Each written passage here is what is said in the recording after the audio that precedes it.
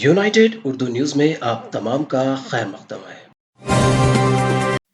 JNTU university हुक्काम ने बताया कि जेएनटीयू हैदराबाद ने बारिश की वजह से कई इम्तहानात मुलतवी कर दिए हैं। बीटेक और बी फार्मेसी के चौथे साल के दूसरे सेमेस्टर के रेगुलर और सप्लीमेंट्री इम्तहानात और तीसरे साल के दूसरे सेमेस्टर के दूसरे मिड टर्म के इम्तहानात मुलतवी करने का फैसला किया गया है। उन्होंने कहा कि मुलतवी होने वाले इम्तहानात की तारीख का ऐलान जल्द किया जाएगा। उन्होंने वाज़ेह किया कि 21 जुलाई से होने वाले इम्तहानात शेड्यूल के मुताबिक ही होंगे।